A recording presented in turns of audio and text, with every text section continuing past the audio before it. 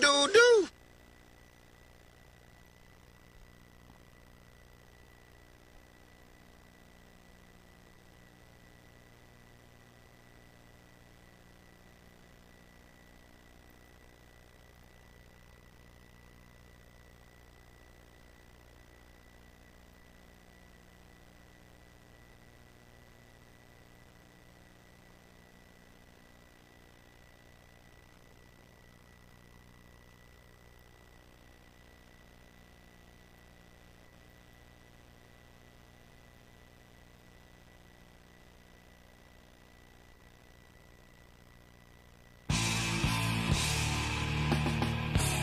Coming to you from the Radio for One studios in Franklin, Michigan.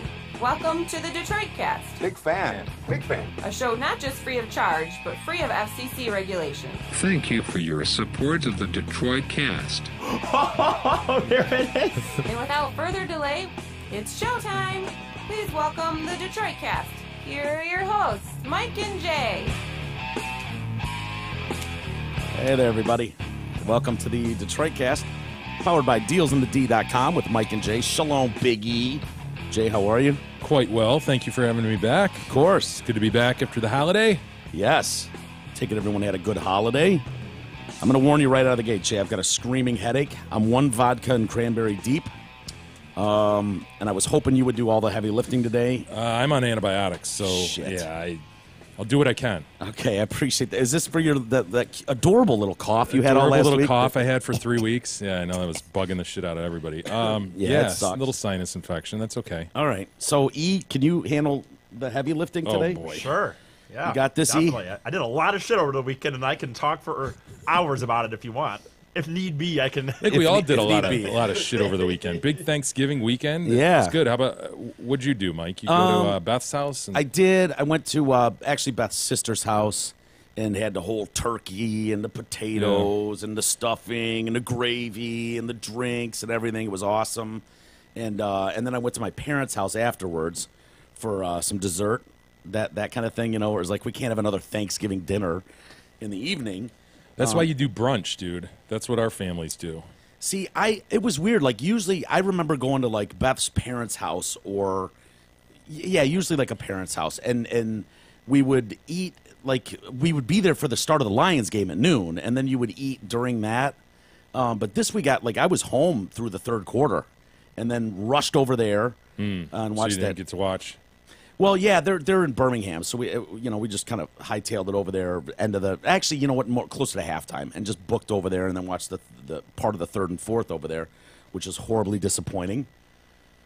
This goddamn Lions team. Did you guys watch any of the game?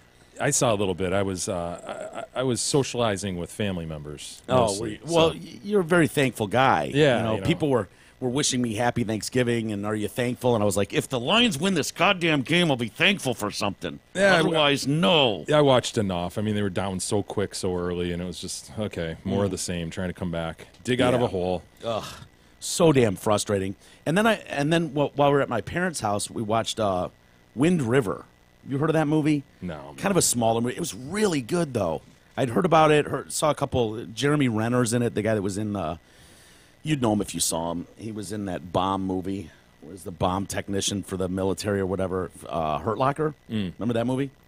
So that was cool. What did you do? Did you have the whole family over? No, we went to Paul and Marge's, and big news. Very good. Big news out of Paul and Marge's. Paul is taking a college course. What? He's taking a finance class at Schoolcraft College. So if anybody goes to Schoolcraft and has a decrepit old man in their class, It's probably Paul. Yeah, 85 years old, man. Dude, what's the point? Keeping Honestly, his mind sharp. No, Wants to get keep it social, sharp. man. Is that what it is? He wants to keep the mind sharp? Yeah. Is Why that what he not? said? Yeah. Wow, because at Wanna keep 85, it I sharp. feel like, nah. awesome, I don't need to actually. keep anything sharp. You know, it is what it is. I'm I not thought doing about it. He actually is super sharp, though. I mean, Is he really? I wouldn't have thought he needed to take a class to keep his mind sharp, but Yeah. I'm sure he's having fun with it and getting out and doing something. Marge is most worried about him driving at night because it's a night class. He's taking night classes. Are you kidding me? Paul. Well, he's got to shop for paper products during the day. Well, I was going to say, how we does this came home affect with your a meats shit, and paper a products? shitload of paper products, Good, man. I got to good. take a picture of my garage. It's getting it's Have like you we're kind of thought hoarding. about letting him know, like, Yeah, there are other things that maybe could No, help, I don't. like- No, I don't Okay. want other things. That's just Okay. his thing. He buys paper products for everybody. It's one of those I don't things ask that him to buy me I groceries. know you don't, but it's one of those things where it's not even an issue. It's not even in your mind until you're out of it. And then it's like, You're kidding. it's a disaster. Yeah. Toilet paper or paper towel, napkins, Yeah. any of those things. I mean, to have He goes a on stockpile It's in your interesting garage. though. is- He goes on periods of runs where he only does paper towel. And Yeah. you're like, oh shit, we've got 19 Costco packages of paper towel, but Those we've big only ones. got one thing of toilet paper. Holy shit, we got to go see Paul. what would you Or rather he'll he do got the you, opposite. toilet paper or paper towel? I think toilet paper is more crucial. Yeah, You want to yeah. have stockpiles of that. Say the TP. Yeah. But see, he scares me because he's looking for deals. And so one he month does. you might get Cottonelle. Oh, and yeah. Then you're dealing. See, There's no brand loyalty. Yeah. It's all about the deal. We have everything across the board, man. I am so brand loyal to, I can't even remember the name of them now, but not Cottonelle. I don't like Cottonelle. I'm not a big Cottonelle guy. But what's so your brand loyal to one of them. Yeah, What is it? Oh. I know when I get there, I'm always like Charmin? No, it's not Charmin either. It's not Charmin. It's the other one. Okay. But yeah, you know, we've got it across the board. Doesn't matter. He just goes for, if 3 cents off, Yeah. the regular price. Boom, it's his. Yeah. And he buys it up. So that's that. We went over to their house for brunch, and then Mm-hmm. we came home and did our own dinner with just my immediate family. The Yeah. 5 of us made a small turkey. Best turkey I've ever made. Really? I then proceeded to eat the same meal 5 times thereafter, like the exact same Isn't that plate. great? Oh my God, it was good. What made this year's turkey so much better? Did you fry it? Did you? No, we just got lucky. Sometimes it's all about when you take it out, obviously, and, Yeah. and it's a big unknown. Yeah. You kind of go by what the rule book says, but you You still do the don't stuffing know. in the bird, right? Yeah, you still don't know until you cut into that son of a bitch. Yeah. And this one was just perfect. Perfect. Good for you. Yeah, it's I don't know. I've never cooked a turkey. The favorite turkey I ever ate though was fried. Was one of those fried ones. Yeah, I'm not a big fan. Really? Of the taste of it or Yeah. of doing it? Because I understand, like, my dad was like, yeah, Jin came over here one year. I guess they were in California doing it. Jinsu. Jinsu, very good. And was like, yeah, I'm bringing the fry over. My dad's like, it's not going to make a mess, is it? Absolutely not. Perfect turkey. And, of course, he proceeded to just have this thing all over the fucking driveway. Yeah. I mean, oil everywhere. And then he's like, and then I had this. Your dad this- had to get the kitty litter out afterward. Yeah, and my dad, you know my dad, Yeah. Jay. He's very, very Oh, anal boy. about Oh things. boy, there's spots on my driveway. This is a disaster. Yeah. This is I a know. disaster. What will neighbors think? Epic proportion disaster to my father. And so, he's like, and then for 6 months, I just had this fucking drum in my garage filled with oil. And so, yeah. But I'm like, the taste of it is so good. It's almost worth ruining your driveway for. E, how was your Thanksgiving, sir? great. I don't know, great. It was a great. The whole weekend was great. Yeah. Went to the Lions Fades game. all got along. Yeah, we got along good enough. Went to the Lions game, watched the debacle in person. Oh, I was met with a Very hard. one of those really tough decisions because Brent and Tara were at the game, and I get a text and it's like, "Hey, what's Big E's number? I know he's at the game. I'm here with Brent and the big man himself, my dad, Mr. Zod." And I'm like, "Oh fuck, what do I do? What do I do? What do I do? Oh shit!" And so I had to make an executive decision. I was like, "Fuck it." And so I texted E on the side. I was like, "E, Are you sober? yeah, what condition are you in, and can you pull this off? I do not want you making an ass of yourself in front of these people of all people." And he's like, "I'm on it, no problem." And so I gave Tara his number. You and- made a good impression, E? Did you? I think I did. Yeah. Oh, well, it boy. looks like you guys took a group picture. We did. I saw your Lions helmet. He had He the has the Lions. woo hat. I don't get the. You know what? Son of a bitch. Mike gets on me now because I've kind of jumped on this little bandwagon style fandom. And here's the reason why. I wake up, it's Thanksgiving, I'm going to the game. I haven't gone in a few years to the Thanksgiving game. I'm excited. I put my hard helmet on. I tell my dad, you know what? I'm excited for today. And those was a fucking big Lions game. come out 20-0. They're down 20-0. Huge game. Yeah, it Sons was a of huge bitches. game. I don't know what it is, but I got so angry watching that game. I'm like, why is it that this team, whenever there's think about it, dude. When was the last time there was a really, really big game for a division? Yeah, where everything's on the line. Guy. Look at that guy over there. I can think of him and all. Dude, in every you game can't think of them. No, I mean, since '91, the Dallas game on Monday Night Football, that's not true. Does that count? Do you mean you can think of them, or you can think of them where they blow it? No, where they blow it. I'm so tired. I've never seen anything like it. Dude, where it's like you're at home, you've got everything to prove. You've got your team's healthy. They're on their third string quarterback. Go in there and knock their fucking teeth out. Nope, we're gonna come out flat as shit. Oh, so great. Nice. embarrassing and so unacceptable. You have a home crowd that would do the energy in that building. I'm not kidding. Like I've been to a lot of Lions games. I had season tickets for a while. It was so loud. They had the freaking hawk come, or not the hawk, the eagle come and fly in. Yeah, like, I saw that. They had the big flag on third down when Minnesota had it for their The first anthem drive. with the saxophone. Yep. Oh, spectacular. Guy was getting a standing ovation in the dome. Dude, the first time the Minnesota had a third down, they were kind of like at their own, 25-ish or something. The whole stadium's up, as loud as I've heard Ford Field, and just marched down the field for a fucking, 90-yard drive. So unacceptable to come out that flat in a game like that. And it's all on Caldwell, if you ask me, but... You blame the coach for the team being flat? Yeah, I do. That dude is not... It's reasonable. Yeah. He's the coach. He's the one who... You shouldn't need your coach to fire up for a game like that, though. You know what I mean? Well, I mean the whole team then. It's so unacceptable in is. this situation to come out that fucking flat. And we don't need to break down the game, but it's remarkable to me that every single it's like once a year there's a game where it's like, okay, if you're going to do it, today's the day. You can claim the division today. You're at home. You've got everything going for you. And we're just going to come out and shit the bed. Great. I'll tell you this, Mike, to get off the Lions. I think I have two stories that are worth sharing. Would you rather hear a Proop story first, or rather hear a story about me trying to do play-by-play for a football game? Play-by-play. How long are each of these stories? They're not that long. Because I kind of want to hear a Proop story, too. I could use a good Proop story. I had a sick Proops over the weekend, and it was a pain in the butt. But go ahead. Do your play-by-play. Did we talk about this at all last week? So someone, emailed you? Or I got another comic buddy. I guess someone was looking to do... They do an annual, turkey, kind of turkey bowl or whatever with their family, 5th annual. And this year they wanted to have somebody do, humorous play-by-play of the event. Somehow they got your name. Somebody gave them my name. Did they know you? No, he just another comic. So microphone and a PA. That's out, what it, out in the yard. No, dude, they actually did it up pretty good. It was at a high school football field even, and it was so they played 100-yard game. There was going to be trophies. There was a DJ there. What was it, 10 on 10 or something, or was it? Ish. And then there was other people kind of subbed in and out. It was a family thing, but they had 50 people there probably. Wow. And I guess that this is their 5th year doing it. What made you decide, yep, I can handle this gig. I can handle this job offer. I'm going to go in and do play-by-play for a football game. Well, yeah, the money. I told him. You know what? I was upfront with the guy though. He said, "Have you ever done something like this before?" I said, "No." No, I said no, but I was honest. I said, "You know what? I gotta tell you, I have not." How done many that. people have ever done something like that? Dude, I did it once. About a sliver of the population. Have ever done? No, I haven't fucking called a family football game. Dude, Are you kidding well, me? and by the way, did play-by-play once. Humorous play-by-play? No, I haven't. Never again would I do that. It was brutal. They asked Beagle and I to do it at Western Michigan for their basketball team. It's the Beagle! And we had to go out at center court and before the game and hey, we're Mike and the Beagle, and everyone's like, who? Never heard of you guys ever? And we're throwing T-shirts out, and then they set us up with a little table, and they wanted some local DJs to do a little play-by-play of the game. You know what I mean? And Beagle doesn't follow sports at all, and he doesn't even know how the game is played. No, barely. He's like, the one guy's got an orange ball in his hand, and he's dribbling down the court.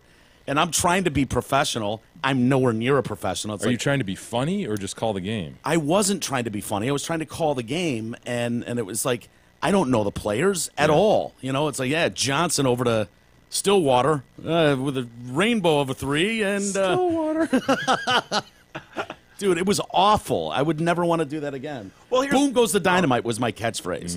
Boom goes the dynamite every time someone hit a big shot. I thought that was going to take off. Okay, so I was honest with the guy. I told him, you know what, I haven't done this before, but I love trying new things. I like the idea of doing this, so I would love to do it if you want. If you'd like to have me, I'd love to do it. Did you get parameters beforehand as to how serious these people were, or like, did they really want you ripping on people? Did they really want you to get raw? Was it a family thing? It is like a family thing, right? So and there was legit there was little kids there. So it was supposed to be more just try to be humorous, but definitely family friendly, not like.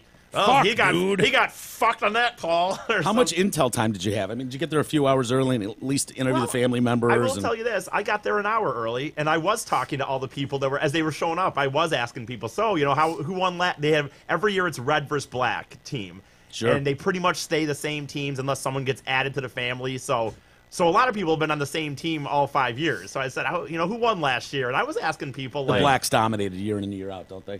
The black team did win last year, so the red team was strong, looking to get at it this year. What high school was this at? I don't remember, but it was in Redford. Redford High. You were there, right? Yeah. Thurston. Yeah. Thurston. There you go. Lee Thurston or something? I don't know. I think that was it, though. I think it was Thurston. Thurston Howell High School. I don't know, but anyway. The third. So he said, he calls me up. He's like, okay, we can have you do this. I get there. I'm introducing, talking to people, blah, blah, blah.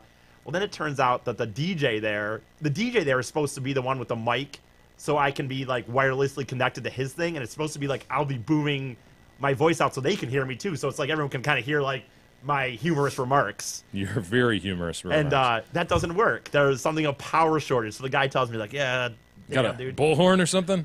So he's like, no. So he's kind of like, well, you can do, just try to do whatever you think. But there's a guy that they also paid to film it for them, and he's gonna quote unquote professionally film this for them. And he asked me, he's like, well, why don't you just stand next to me and you can kind of do the play-by-play into the camera? Oh no. And that's actually worse because it's like you're wrecking the video. Yeah, you've ruined the video. Well, not just that, but like... And it's not on a separate track where you can delete it, Well, it's one thing to me if I had the mic where it was amplified, and it's just more like I wasn't really doing play-by-play. It really just more like, wow, that was, that throw was a questionable, I don't know, something. It's like now I'm like literally trying to do play-by-play to this family. Did you put on a voice? Game. Were you like, Johnson going deep, looking good out there? Voice? I didn't put on a voice like you that. You had to. But I did kind of go like, I did try to talk like a broadcaster. I was like, oh, we got like I did things like, oh, it's a windy day here in Redford, and me and my cameraman here are hoping that just we can hold off the rain. All you hear bit. in the camera microphone is. It's like going out on a speakerphone call into the wind. The cameraman probably had it cranked, so when they listen to it, it's just all redlined. He's just fucking way overmodulated, bigly. Well, yeah, they're looking good. The black team won last year. I like blacks. The red team's been losing, every perennial loser. So give us an example of a call. Well, I will say there was a pick six, a 99-yard pick six. Those are fun to call. Those are fun to call. How'd you do it? Did you do he's at the 50, the 40, the 45?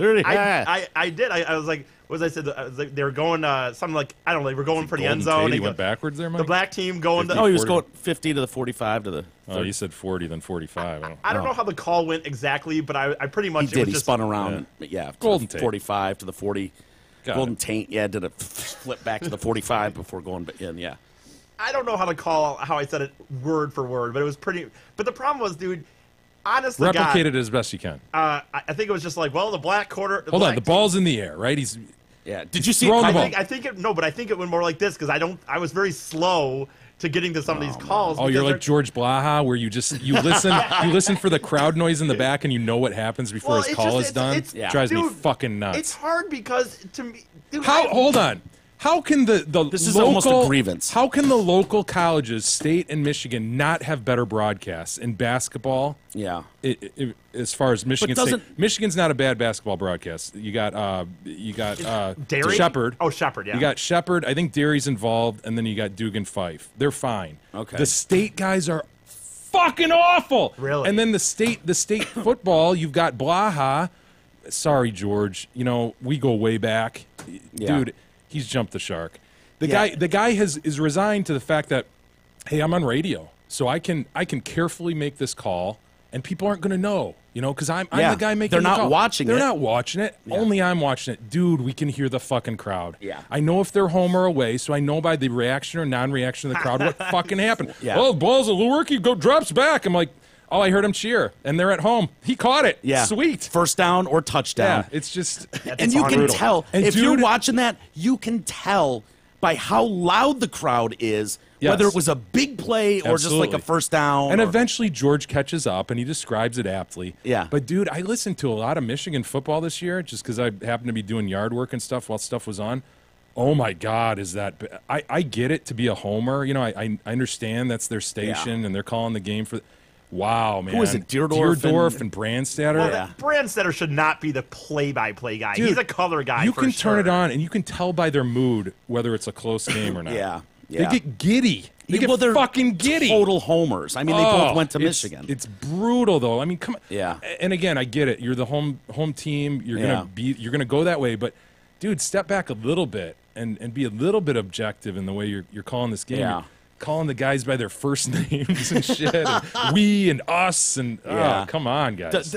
All those guys that were good in their heyday in the '90s or whatever. It's like I feel that way with what's his name, the other diaper dandy. Dick Vitale. Dick Vitale, where it's like, But the local guys, it's like, you don't have to question every fucking call that goes against your team, too. Yeah. Like, can you just objectively say, yeah, you know what, that was interference. Yeah, Yeah. Michigan interfered with the guy. No, it's, the zebras. Why you is know? that so hard to I don't do? know, I don't dude. understand that, because when I see a play that's clearly pass interference against your team and it doesn't get called, I'm like, oh, fuck, Ohio State got boned on that one. Yeah. That's clearly pass interference. I'm glad they didn't call it because I'm rooting for Michigan, not Ohio State. But I can at least be objective and go, Yeah. oh, wow, they got jobbed on that one. Right. Whoa. Yeah, I don't get that. But they do that all over the country. You know, homers. It's just it's just people in general are so, no offense, we're so dumb. We just want to hear our own team and hear that they do good. It's just like when the politics. If you're Republican, you want to listen to Fox News and just let them tell you that, yep, you're right. And if you're you want affirmation that your team's the good one. And Right, that's who we're rooting for. just don't So, get it. did you find yourself rooting for the black team or the red team? no, Were you objective? I tried to pull it down the line, you know. So you pulled a Blaha and here's you the were problem. behind the play. We were going. There was a pick six, 99-yarder or something. Was it a bad throw? Was it a tip pass? Did someone jump in front No, of the guy? I got to be honest. The quarterback in the black team ended up throwing 3 interceptions in the game. Inexcusable Didn't in a get family And he was football really game. well. He was kind of the main head guy. Always. Always. He set everything up. So and nobody he- was pulling him. He's the father image for the whole family. He gets to be all-time QB if he I wants. will say, in my broadcast, which ended up, I can get into in a second here, that didn't last very long. In my broadcast, I questioned that he was putting balls there where they shouldn't have been going, to be honest with you. Putting he him have tight good spots form? that I shouldn't think should have been there, especially in the end zone. He's just, here we are, in the end zone, you're driving. He's trying to thread and needles. he's trying to thread the needle? My Did he have good God. form, E? Was he at least throwing tight spirals, or was it one of those where you're like, what is this guy doing back here? No, he could throw a ball okay, Yeah. but he was definitely putting them like in tight spots. Like, dude.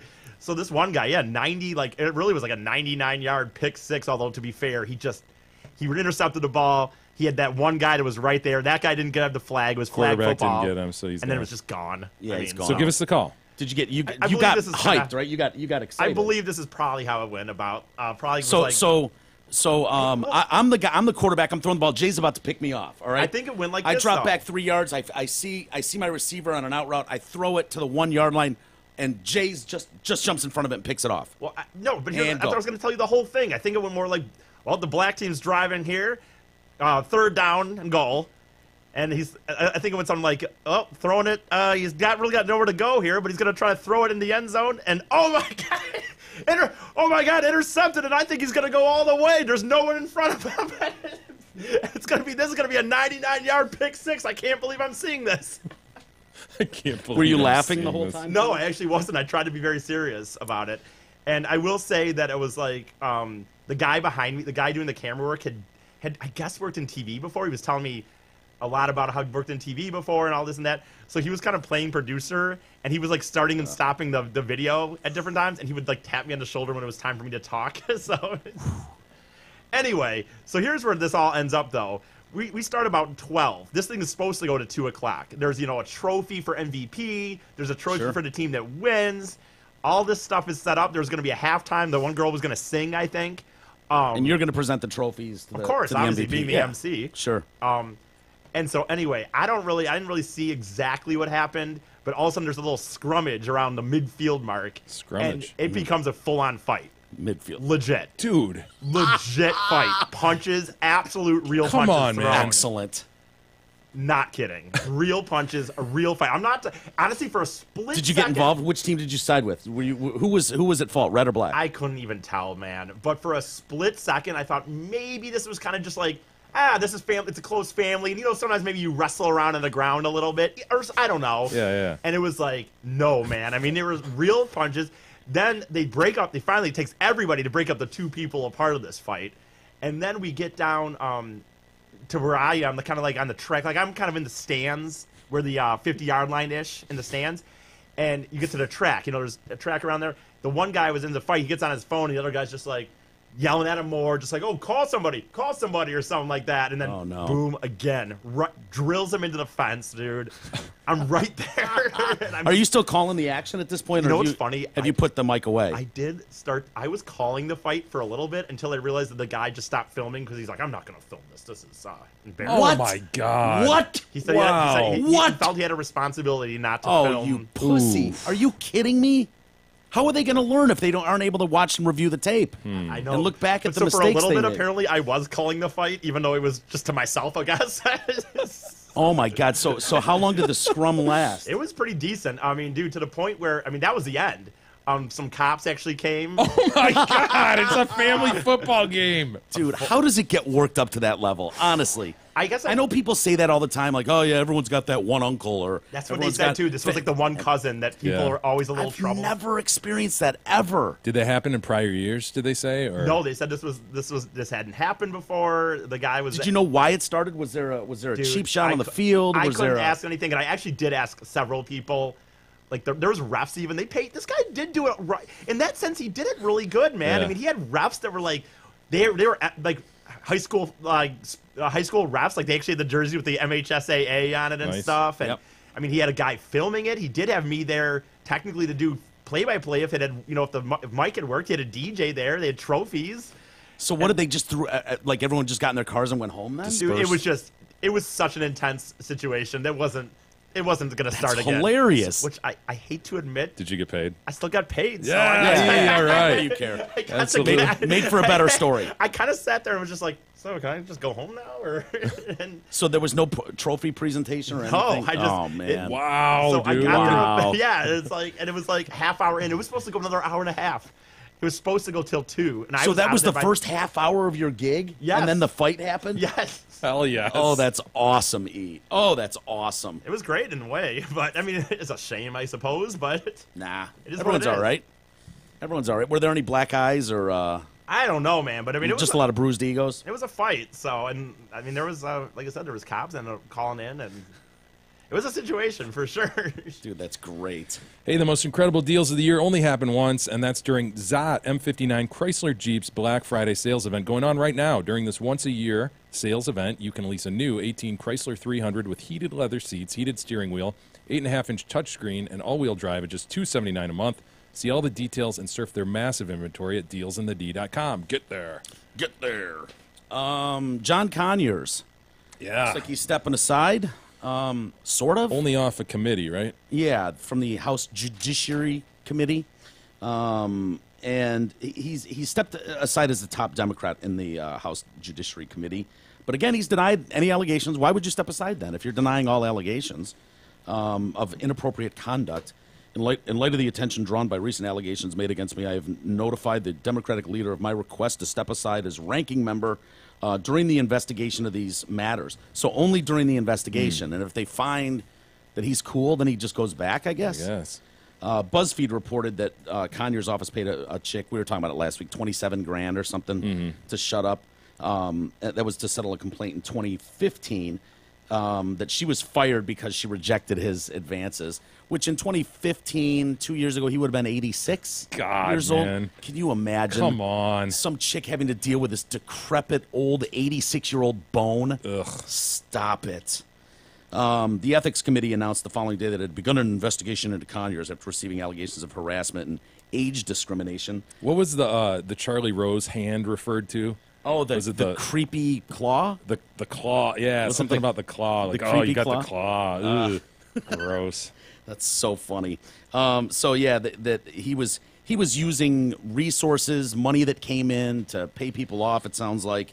Later in the week, Melanie Sloan, a lawyer who worked with Conyers on the Judiciary Committee, said she was called into his office one day to discuss an issue. No big deal. I mean, that happens at work all the time. She finds him in his underwear, walking around. Yeah. Whitey tighties, probably, right? I mean, he's not going to be going like, I don't know. cool. He's not going to be wearing like Ralph Lauren or some shit. I think old dudes like that wear boxers, right? I hope Oh, so. maybe, Is yeah. Whitey tighties the worst fucking look to me? It's pretty bad, man. It's Honest to up God, there with boxer the. I don't briefs know, are- dude. Those thongs are pretty fucking bad too. Those bikini cut. I shouldn't say thong. Yeah, but I don't think think a that's very. dude wearing those? Oh yeah. Men wear Yeah, bikini cut. right. I that guess would that be is worse. worse. That would be Yeah. worse. But I don't think it's. man I in think a that's thong. very rare though. But the old man wearing whitey tighties. You really think men wear thongs? Not thongs. No, I didn't mean thongs. I was thinking. Like bikini briefs or something? Yeah, like those bikini briefs Yeah. that kind of cover your cheeks and show off your bulge or whatever. It's probably as prevalent as the guy that wears that on the beach. Right. You know, you see that one guy and it's like, sticking with a hammock. All right. Now I get I you. see what you're doing, sir.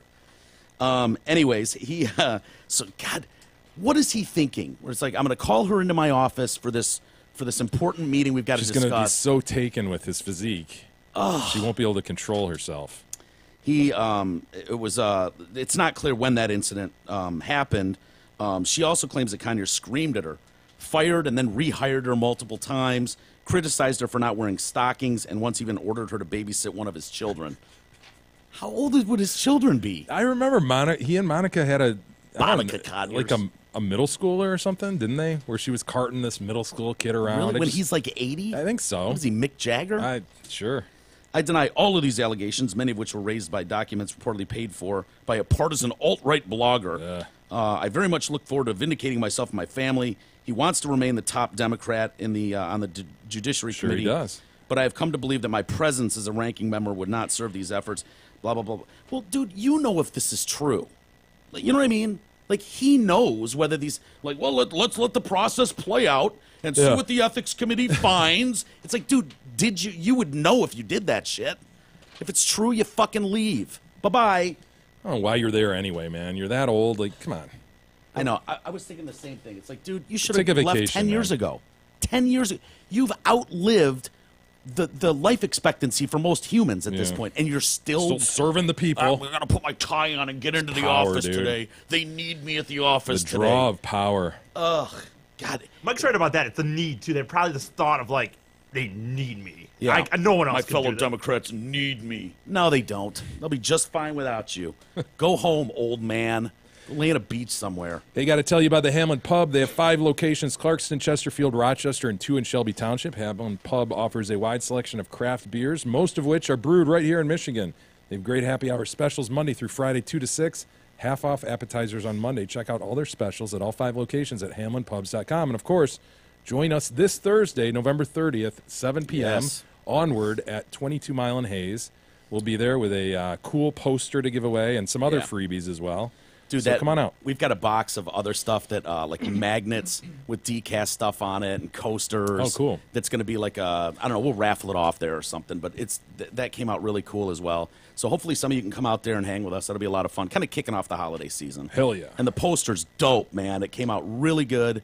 And so that's the only place you can get it. So hopefully we'll see you guys all out there. And we'll hang out there for a while. I know we've said 7 to 9, but I we'll saw hang. some people on Facebook like, shit, man, I probably can't get there till 9:30. We'll still be there. Don't worry about it. Some other people, I don't want to go down the road of talking too much about this stuff, but there's another chick who claims Jeremy Piven assaulted her in like the trailer of Entourage. Yeah. He apparently like pulled her aside at one point and was like, hey, I guess she was an extra. And he's like, oh, yeah, me and my manager want to talk to you about some project, and took her down this hallway, and then she's like, mauls her titties and vagine. And she's like, thanks. That was great. And then Susan Sarandon is hinting that, oh, there's more. Well, no shit, there's more coming. Uma Thurman, too, right? Yeah, Uma came out. We knew something there. She's had a long history. I think Weinstein was part of the Financing of Pulp Fiction. Pulp Fiction and Kill Bill, the Yeah, Kill Bill yeah. series. And so, yeah, she wished everyone a happy Thanksgiving except Harvey, rotten hell or something like that. And, Yeah. you know, hopefully it's a slow death. You don't deserve a bullet or something. So obviously something pretty terrible happened there. I love this story from late last week, too, that lawmakers in both parties. Now, both parties finally coming together on something.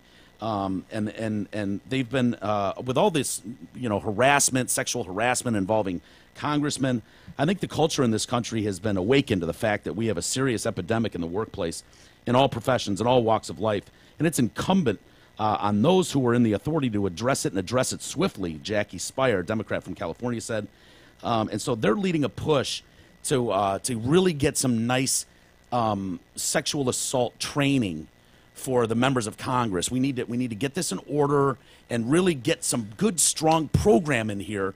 So, God, if any group in the country, is there any other group that should more be minding their P's and Q's than Congress? No. You'd think they were at the pinnacle of good behavior, right? Yes. Representatives of ours, they're in Washington just doing the people's work.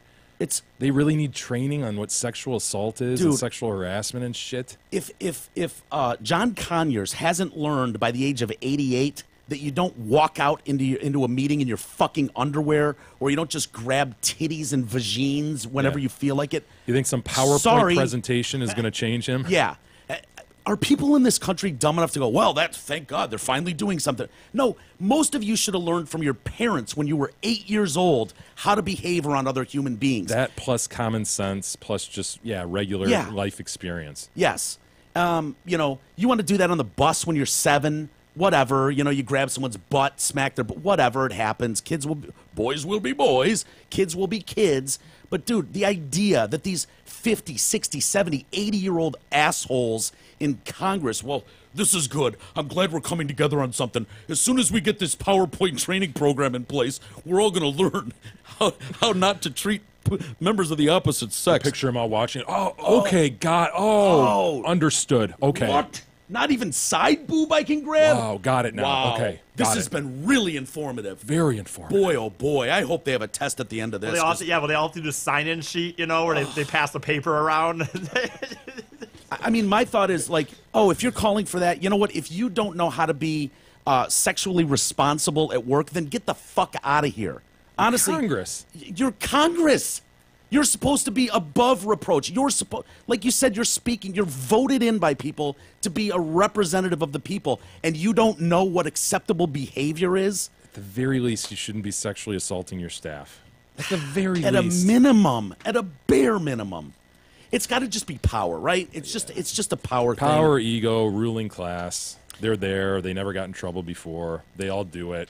Yeah. Buddy down the hall did it, told me about it. I'll do that too. Yeah, you're probably right. 6 guys at a power lunch bragging about, dude, I saw your new assistant. Fuck me, man. What's her story? Yeah. What's it going to take for me to get a blowjob from her? Shit, just go ask her. She's been giving me signals since the day she started here. You mind if I fuck her? Go ahead. Knock yourself out.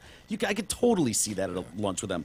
I did read an interesting article out of the New York Daily News by a Christina Summers, who is like, hey, look, can we pump the brakes a little bit on this whole Me Too culture and idea that's making it look like every guy is a monster. And she's obviously the fall of Harvey Weinstein kicked this off for everybody. But she's like, yeah, these other celebrity sex monsters. It feels like a cultural turning point. The social contract between men and women is being rewritten before our eyes. There's also panic in the air, which could ruin this #MeToo moment. The harassment scandals have prompted frenzied reactions. Farad Manju at the New York Times says he reached the point where I sincerely wonder how all women don't regard all men as monsters to be constantly feared. Does Manju include himself? Are his female colleagues at the Times suddenly in constant fear of him? Niobe Way, a psychology prof at NYU, told NPR that the only way to address the harassment blight is to re-socialize little boys. We essentially raise boys in a culture that asks them to disconnect from their core humanity. The panic has even struck the Girl Scouts, who warned parents that their daughters don't owe anyone a hug this holiday season. Parents who insist a little girl give grandma or grandpa a hug for a present can set her up to believe she owes another person physical affection because they bought her something. Dude, I was always told, give your grandma a kiss, and it sucked. She totally sucked. She smelled. They do. They have an odor about them. There's a musty, weird lipstick, kind of that coral color. Yeah. Mine was too bright. It was way too bright. Mine was too bright red. Yeah. And she did something where there was a pucker. There's a pucker. And there's a pucker. You could feel the wrinkles on each lip.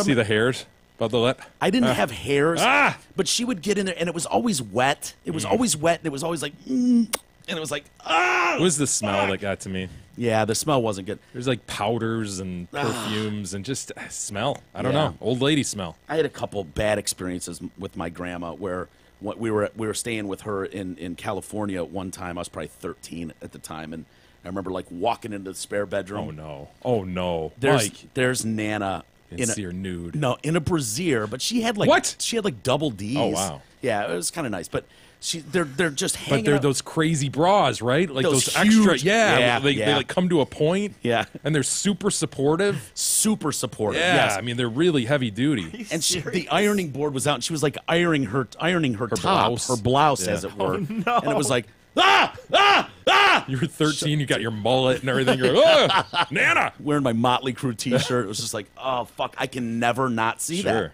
Never. Very heavy duty bras. Dude, I don't think you need. If grandma or grandpa gives you something, you can give them a hug or a course. kiss. Stop it. So let's see here. Before we consider all men guilty of harassment or abuse until proven innocent, a reality check is in order. Most of the harassment cases in the media involve high-profile men working in unusual environments with little or no accountability. They are atypical. Let's see here. A recent Newsweek Wall Street Journal poll found that 48% of American women have been sexually harassed at work. 48%. That sounds staggering. Time.com ran with the statistic in a video showing American women at work in labs and factories and offices. It then declared almost half of the working women in America have been harassed on the job. Except upon closer scrutiny, the Newsweek Wall Street Journal poll showed nothing of the kind. It defined harassment very broadly, and women were asked if they had ever received unwelcome sexual advances at any point in their working lives. It did not distinguish between minor incidents and serious cases, and no time limit was given. The General Social Survey is one of the most trusted sources of data in the social sciences. In 2014, a random sample of Americans asked straightforward, in the last 12 months, were you sexually harassed by anyone while you were on the job? To that question, 3.6% of women said yes. That is down from 6.1% in 2002. These results do not suggest an epidemic, nor even a trend line moving in the wrong direction. She goes on and on, but even if we're not coping with an epidemic, we still have serious problems. There's clear need for reform in Hollywood, newsrooms, and apparently in certain state capitals. We also need to expand our concern beyond white-collar workplaces, and then they go on to say, like, waitresses. It's like, well, yeah, they're always going to be harassed. I'm sorry. You know, you got a table full of people drinking beers all night. They're going to make comments to the waitress. Yeah, but what is this? Is this by coworkers? Because sexual harassment under the law is coworker to coworker or right. boss to subordinate. Like, it's not simply, oh, I was doing my job and I'm a waitress and some Yeah. guy said I heard him say something sexual from a table over. Like, is that what's being counted here? It's just such a squishy thing. Like, Yeah. I believe it's more than 3.8% is what you said, but it's certainly 3.6, but it's not 50%. Yeah, no, you're right, and I think she's mixing multiple things. Like she's going, look, there's not an epidemic. What you're dealing with is people that have unusual amounts of power, and they're wielding it with very little oversight. They're in charge of everything, and so no one's, unless someone says something, everyone's just going to leave well enough alone. And I believe that's truly the case when you're talking about the entertainment field or politics. The newsrooms, of course, that shit's going to go on. But then she's also saying, like, look, there's a broader problem where boys or men don't respect women like they should. And of course, I mean, dude, we Yeah. sexualize women at every turn in this Yes. culture. Yeah. I mean, what do we expect, honestly? And you can watch it tonight during the First thing you do, E pulls up a picture of a woman. What does everybody do? Yeah. Judges her Can on I a see her sexual bikini? basis. Of course. And I don't want to stop doing that. But I mean, that's where we are as a culture, That's very true. And that's been encouraged, and that stereotype has been, that's all over. That's how they're presented in media, and Yeah. Well, and you can watch it play out. It's not just us. It's not just it's us daunting seeing. for a father of a daughter. I Let me bet it just is. Say that. Yeah, I bet it is. You raise them right, and you hope for the best, and you hope that they respect themselves enough to not be. But you can't. The outside shit is always going to be there. You can watch it unfold if you want tonight during the Miss Universe pageant, and it's like they will come out in their dress and their evening gown, but then very quickly they're going to come out in bikinis. and parade around the stage with high heels on to push their ass up and show their calves, and they're going to jiggle their talk tits. about they're going to resolve that's them showing how strong they are as a woman. Right. It's like, dude, you're a piece of meat at this point. I see her walking, I see her tits jiggling, and that's all I see is, oh my God, look at those tits jiggle. That's gorgeous. She should win. She should win. But then the next one comes out. And then what happens? They have the Q&A, and it's a fucking national joke. It's an international joke. Yeah. It's like we wait for the one girl who's going to say something asinine when asked a really relatively simple question about something in the world, and they're going to make a fool of themselves, and we're going to laugh at the pretty girl who's a moron. Right. Like, that's the way it happens. By the way, if you're watching, Poland is who we're rooting for this year. Is that right? Yeah. You know Zofia, the chick that's her niece. Her niece is your housekeeper's niece? Is Miss Poland. Really? What? Yes. She told me yesterday. I was talking to her, and she's like, yeah, she was asking if I was going to watch. I'm like, Any not really. proof of this? This seems outlandish. She said she grew up 3 doors down from me. With her whole life. Right. Her name is Taya or Tata something. What? Yeah, Miss Poland. She's fucking hot. She's a doctor too. So, Doctor? Doctor. So if you're voting, you can vote tonight. Vote for Miss Poland. Okay. Usually we would go America, but we've got a connection to Miss Poland. Very good. Yeah. But I don't see that culture changing. I mean, maybe. Do you think that'll change anytime No, dude. soon? We're way far down. I mean, we are way down the line. I know, but everything is sexualized. Everything, from the most mundane of ads to television shows for even kids. You know, you've got girls dressed scantily, and I'm not going along the lines of if you dress a certain way, you're calling for harassment and all that. I'm just making a point that our culture is absolutely inundated with sex. Yeah. Wow, that's a I wonder if headline they'll make right? changes though, because there are people that buzz and go like, yeah, that was bullshit in the '80s when every movie for kids had to have gratuitous tits all the time for no reason. Yeah, whatever the sort of Porky's type. Yeah, movies right. Out there and, Exactly, where they just had for some reason all of a sudden the chicks are all running out of the locker room bare. Yeah, all the horror movies always had that scene with always nude chicks, some dude trying to bang a chick, and she gets stabbed from behind. Yeah. I wonder if that changes. I mean, you see it culturally, the change. Like, I notice it every time. I laugh out loud every time I see commercials, and it's like, oh, there's the Chinese girl, the white girl, the black girl, the Afroed black girl. Ginger. The Indian girl, and then the fat girl. And it's like, yeah, this is my crew. And it's like, I've never seen a crew like that running around anywhere in the world. Never. No way. Never. But you say that, but when I mentioned when I was at the EDM stuff, and you have they'll have the girls on the stage dressed up, or the cheerleaders at the Lions game. EDM is like a parallel universe, dude. You can't use that as an example for anything. Okay, fine. Cheerleaders at the Lions game, or at the Lions game when they have the girl that goes around during the game and goes, "Oh, we're gonna do trivia. This row's gonna win hot dogs." Yeah, breaking news: sex sells. Right, dude, it's here to stay. It's Dude, not. we don't use sex to sell our show. It's true. Very, very proud of that. I was gonna say, if anything, it's the anti-version of it. Anyway. Did you ever read there, Jay? Did you? Sure. Black Friday's here, and our friends at Zotford and Holly are bringing you the very lowest prices of the year. For example, lease a new 17 Ford Escape for just $181 a month, or a new 17 Ford Fusion at $83 a month. Better still, a new 17 Ford F-150 Super Crew 4x4 at just $146 a month, or a new 17 Ford Edge all-wheel drive at $133. Finally, lease a new 17 Ford Explorer as low as $177 a month. These deals are good through November or while supplies last, so get there. Did you hear of the tweet sent out by the night nurse over the weekend? Yeah, generally, I saw the headline. I wanted to ask because I don't have sons, so I wanted to ask someone with sons if they feel like this lady is onto something or not. And they've confirmed this is actually a nurse that did this. Her name is Taisha Baker. She works at, they say, one of the largest hospital systems in the country. They wouldn't say which hospital. But she tweeted out, every white woman raises a detriment to society when they raise a son.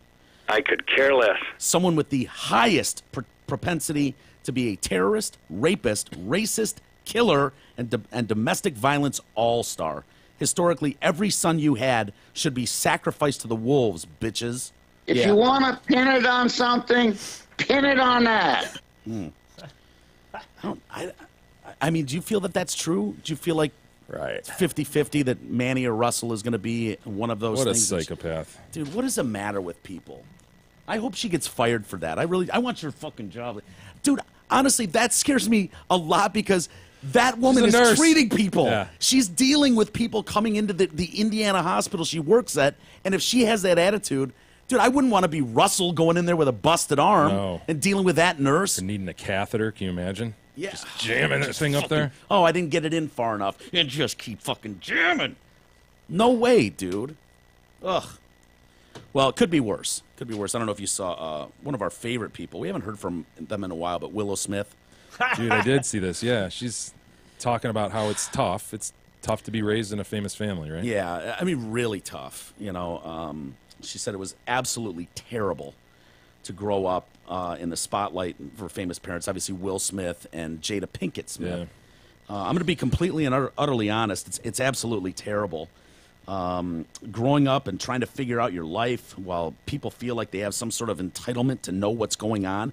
It's absolutely excruciatingly terrible, and the only way to get over it is to go into it. You can't change your face. You can't change your parents. You can't change any of those things.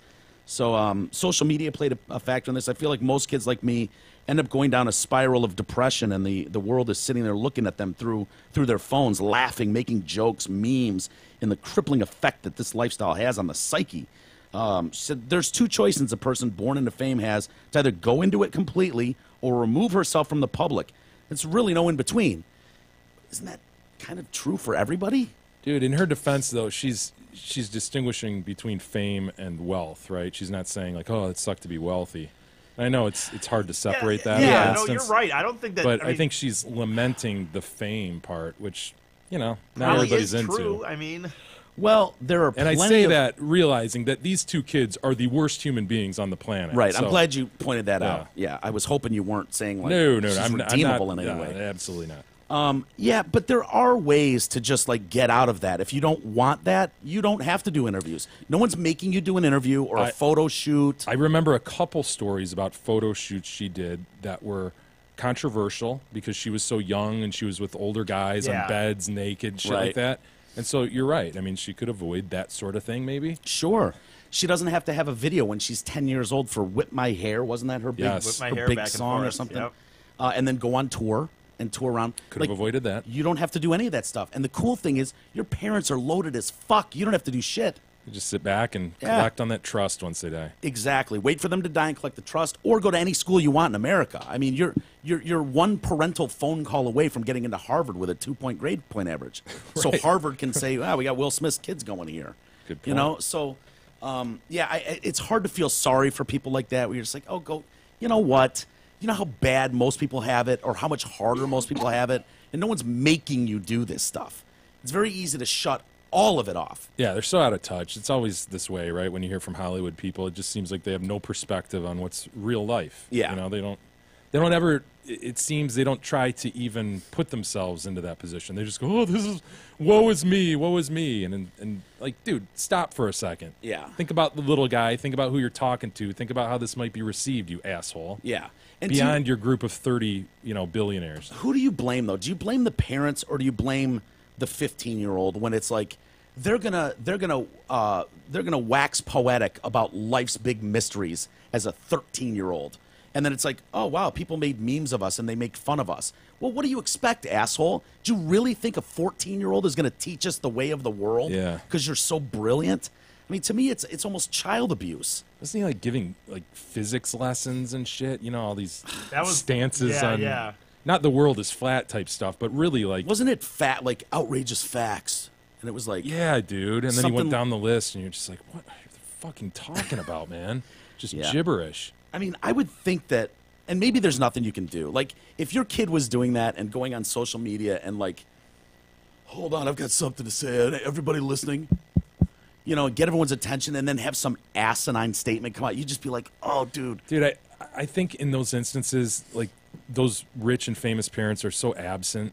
I think it's not a real upbringing situation. Those kids are raised by nannies so much because their parents are off filming, or they're drunk, or they're high and they don't want to get out of bed, whatever it is. Yeah. They have the means to have other people essentially raise their kids. Mm-hmm. So I don't think it's a Well- normal situation where I could go to Manny and be like, Manny, come on, man. Yeah, what are you doing, son? Cut it out, dude. Yeah. Hashtag knock that shit out, man. Yeah, well, I know with them, I think their parents were very involved, and this is a big thing in California right now. Remember the lady that stopped my mom? don't tell her she's a good girl for giving flowers to you, because that means that there's also could be a bad girl. Right. You know, like that type of shit where you're letting your kids make the decisions. And, you know, and a lot of people get tripped up with this stuff. And I think they were big into, let's just let it, whatever they say. Let them explore. Just be you.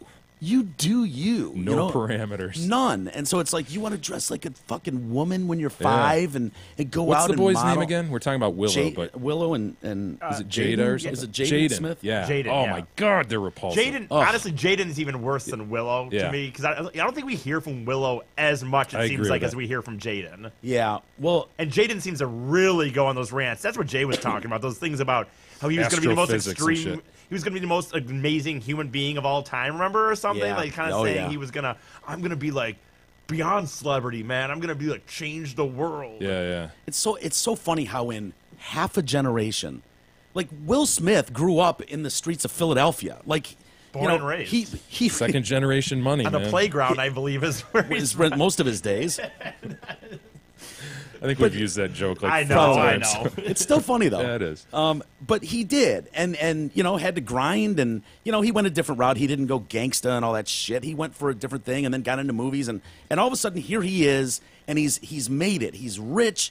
He's powerful It's a tough in balance, though, Hollywood. because you want to give your kids the best, right? You don't want to have Yeah. them struggle like you did, but at the same time, you realize that struggle is what made you who you are, and that your kid Yeah. is just a piece of shit lump. Yeah. And is kind of almost, you get the feeling that I don't want a 15-year-old looking down his nose at me. Like he's somehow seen further down the road than me, and he's better than you. You know what I mean? Like that's where I think a parent steps in and goes, "Son, please.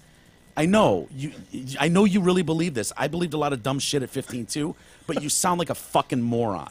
You know what I mean? And ground Yeah. him, take the phone away, whatever.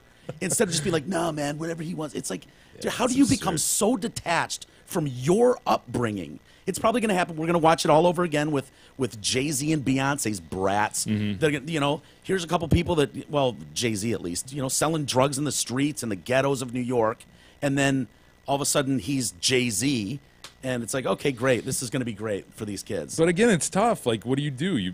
How do you replicate that struggle for your own kid and Yeah. not harm him? You know what I mean? Like, you Yeah. want the best for your kid. You want to take care of course. your kid, but then I was funny. it's I that was, struggle that makes the man. And if he doesn't have that struggle, he ends up just being a fucking Yeah. piece of shit, spoiled brat. Well, there are people that have done it, that pull it off, and I'm not saying you have to leave Hollywood like Jeff Daniels or something and go back to Michigan, but you know, you don't have to give kids everything. They don't have to have a Lamborghini and a Jeep for their 16th birthday. Like that's just ridiculous. That's crazy. You know what I mean? It's not helping them. I love that article we read months ago where they'd done studies on this and came to the conclusion that extreme poverty and extreme wealth are both disasters for children. Like having that wealth to where a kid really doesn't.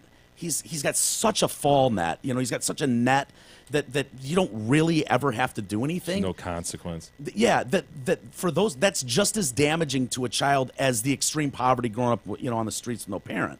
Like it's almost worse for them. So I don't know. You would think they would read stories like that and be like, okay, I'm going to go out of my way to make sure my kid isn't raised like this. You know? No, they view him as exceptional. I think they're pretty proud, as far as I can Yeah. tell. Did you see that U.S. border agent that was killed? Yeah, was he stoned or something, dude? Sounds, you know, this is a weird one, man. They're being really, really hush hush on this story, and I don't know why. Probably because of how you know the subject of build the wall or whatever, how it's divided the country. That's all I can think of. Like, why else? You'd think border agents, though, would be like, this is what happened. Well, they had a funeral over the weekend, yesterday, I guess, for this guy at the you know, the family, friends, other border agents, police all showed up at the Adobe Catholic Church in El Paso, Texas, to mourn the agent who died, Rogelio Martinez, 36 years old.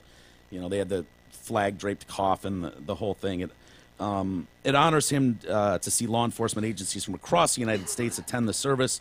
One of the spokesmen, Ramiro Cordero, said he was found November 18th along with his seriously injured partner, whose name has not been released. Speculation about the cause of death has run rampant, with politicians saying he was attacked, most of them. Texas's Governor Greg Abbott and Ted Cruz also commented on the incident, saying, Ted Cruz said, "What happened on Sunday is a stark reminder." What happened on Sunday? It is a stark reminder about that an unsecured border poses a threat to the safety of the communities and border agents tasked with protecting them. Now I'm going to roll up my sleeves and get to work on getting funding for this border. I don't know, man. But you keep hearing like, oh, it's a potential assault. Other people are saying, it's possible that both of them fell down. I'm like, oh, really? It's possible they both fell down and one was killed and the other's in critical condition with severe trauma all over the body. Like, people are like, are you shitting me? This guy's head was caved in. Dude, it was not a stoned to fall. death. It's so medieval, man. Yeah, it's just awful. Just awful. I don't know why, though, they're not telling us more about that. Can you think of any fucking reason why they wouldn't be telling us? Yeah, politics is all I can think of. I don't know. Boy, oh boy. The other story that's bothered me since it happened, and you're not one for conspiracies, but that fucking Vegas shooting is driving me nuts. Why so, Mike? Well, just because we don't have more information. I think it's outrageous that we don't know more about Stephen Paddock. I'm talking about the country music festival, obviously, in Vegas, where the guy shot from Mandalay Bay and injured, 500 people and killed 58 of them. Why we don't have video at least released from even if it's just like a 10-second snippet of him carrying bags into the elevator. How did he get access to the back elevator? Like, nobody's answered these very basic questions. And so it's leading me down this dangerous road of thinking, oh, man, everything's a conspiracy. Oh, no. What is this, mob related? What happened in that room? Come on. I need some answers. Hell yes. Do we always get second video? shooter. We always get phone calls. Those phones are always recorded, those calls. Like, why? You know we won't, man. They're in the middle of an investigation. How do you know we won't? We always get them like the next day. The next day we have video of the bomber walking through the airport. Oh, see his right hand right there? When he releases that thumb, it's going to explode. Like, we know that within 24 hours. Names are given. You're right. We are spoiled that way. I know, right? 52-year-old man has become the third Vegas massacre survivor to die in a car crash just weeks after. I think they're taking him out one by one. It's a Jack Ruby situation. Maybe Roy McClellan mowed down and killed in a hit and run while hitchhiking. Who hitchhikes nowadays? With Ubers and not that many. You ever hitchhike? No, I haven't. Yeah. I wish I could. I wish we could go back to a time where you could do that. I don't get to get the whole story, but back in the day, my dad hitchhiked from Milford, Michigan to Las Vegas. Hell no yeah. shit. Yes. Dude, that's awesome. During high Mr. school, Fady. his end of his high school year, By himself? Yeah. Wow. He got to the point where he kind of like, how in high school you could kind of graduate, or you have enough credits already, so he had like a work release thing where it's like, okay, you can go work a job for a little bit. Co-op or something. Yeah, and his mom dropped him off at the highway on Milford, Michigan, like 96 or 696 or whatever, and just, okay. Good luck, son. Call me when you, What you know. a different time. And he just got to Vegas and then came back. Sweet. Hitchhiked it all the way through. There and back. There and hitchhike? back. Did And it she just cost him dropped anything? off at I don't know. Ask him. I'd love to know if he had to Tell pay any for crazy part of it. stories? wanted- Like, did he come across any really, really wacky people? Yeah, I remember him. You know what? I need to ask him more now. Like, he didn't want to tell us for the longest time because, for one, I think something terrible happened. No. His I butt think. hurts. Oh, Well, fuck I yeah. think he knows my personality, and if I had heard a story like that in high school, doing it. I would have me been too, like, Dad. I'm gonna do it too. That'd be awesome, and I probably would have, to be honest. So for a while, it was held. But I did hear there was like a time apparently at one point that like some guy picked him up, but he was drunk. So he drove him, and then like he drove him to the next town or So something. Mr. Fady drove? I think That's and then, awesome. like, Dude, there he's was- hitchhiking and then he's driving. I'll ask Hilarious. him if he could share me a few, but I think there was a situation like Even I the said at ugly one parts, point. dude. If he got propositioned or had to, service a guy to get to Tennessee He's border not or gonna something. tell me that. Well, but, Well, if it happened, I'd love to know about it. Don't That's ask all. the question. yeah, Yeah, but anyway, he's not gonna volunteer it. You're gonna have to pry a I little bit. understand that, but yeah, like literally, his mom just dropped him off at the freaking exit, the on ramp, awesome and mom. then just Yeah. That was common, though. I mean, No, I you're right. remember It buddies' dads like, oh, yeah, we used to hitchhike to Tiger games downtown all the time when we were kids in the 60s or whatever. So anyway, this guy's death occurs just over a month after this other couple, Dennis and Lorraine Carver, were killed when their vehicle crashed outside their gated community in Riverside County, California, bursting into flames. Very suspicious. It sure is. All three had survived the deadliest mass shooting in recent U.S. history on October 1st. And so his wife, Denise, says, I don't understand why he wasn't taken at the shooting, but a month later he was taken this way. So apparently he was hitchhiking. She wrote on Facebook that prior to the accident, Roy had stormed off after a big fight with a friend. How does that friend feel today? Yeah, and so this murderer knew that was going to happen, or he'd been following him, or what? Maybe. I mean, maybe he was poking the bear. He had knew. his sniper rifle trained on him, and he's like, oh, wait, he's going out to the road. Maybe I'll just take him out on the road. Maybe he knew the backstory and was like, this guy can't be in a room for more than 2 hours with this certain friend without getting into a fucking screaming match. Maybe. I mean, it could have been like the people he was, doing play-by-play over the weekend for. So anyway, he gets in this bitter fight and then storms off and starts hitchhiking. Something sounds weird about all that.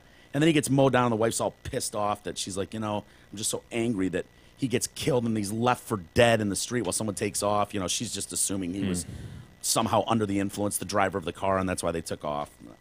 Who knows? Still want to know more about that fucking Vegas shooting, though. Yeah, that'd be nice to have a motive. That would be nice. That doesn't strike you weird at all? That we just haven't gotten shit for information? I mean, if we go another 6 months and there's nothing, then yeah, maybe. But I mean, I don't know. It's like I've watched a whole lot of news over the last 20 years, and I don't ever remember. I can't think of another story like that where it's like nothing. And there's more cameras on Vegas. Every inch of Vegas is filmed. That's what they say. Like there's nowhere you can go in Las Vegas and not be filmed. You're on camera, and we've seen nothing. Nothing. Well, it's not in Mandalay Bay's interest to release it, right? Yeah. So I'm sure the FBI has it, and it's not in their interest to release it. Well, I don't know. I get why Mandalay Bay and who's their parent company? MGM, I think. You get why they wouldn't release it? Oh yeah. So why would the FBI release it? Because the FBI doesn't Just give a to leak shit if they shit? get sold, if they get sued for billions of dollars. What does the FBI care? Why do they care about giving the public the information? They're investigating the thing. Why do they care about what you think? Well, because they always do it. People sitting, they're watching the news would love to see this video. Yes. Yes. Okay. I mean, but we always see it. That's what makes it different. That's all I'm saying. There's someone in the police force who's going to go, you're not going to believe this. This is underground, but here's the fucking video, man. Look for yourself. There's always someone in the department who will sneak Airports that and shit. shit will do that. Like For people, sure. I don't know. All I can say is it strikes me as really odd, and I can't remember another story like that. And maybe people can email us and go, dude, you're forgetting blah, blah, blah. They didn't, this is common. I just don't recall it personally. I don't know. I don't think in every story like the FBI is going to leak something. Yeah. But you're right. That shit does come out, and you've been watching it closer than me. I've not been paying that much attention to it, actually. It's not occurred to me in the last month. Yeah. So I can't say what's missing and what's not. Let's take a quick time out, Jay. We've gone a little long here in our first segment. And we'll come back and tell you who the longest living president in U.S. history is. It's George H.W. Bush. Oh, you gave it away. Yep. Why would you give David that away? Copperfield. Yes.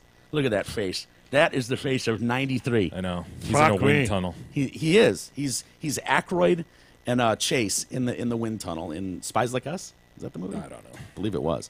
Anyway, we'll come back with that and more next.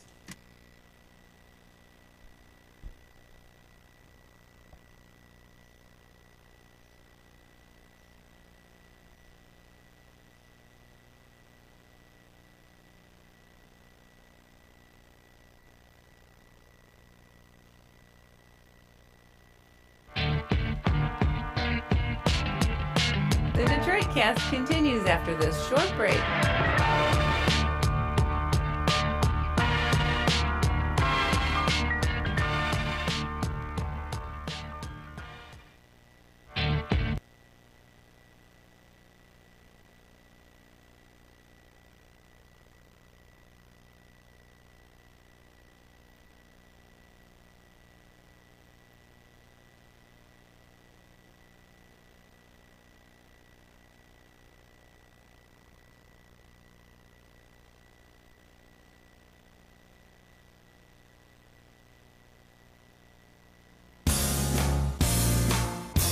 Hi, Michael Kowalski here, fourth generation of the Kowalski meat dynasty. But you can just call me the Sausage King of Detroit.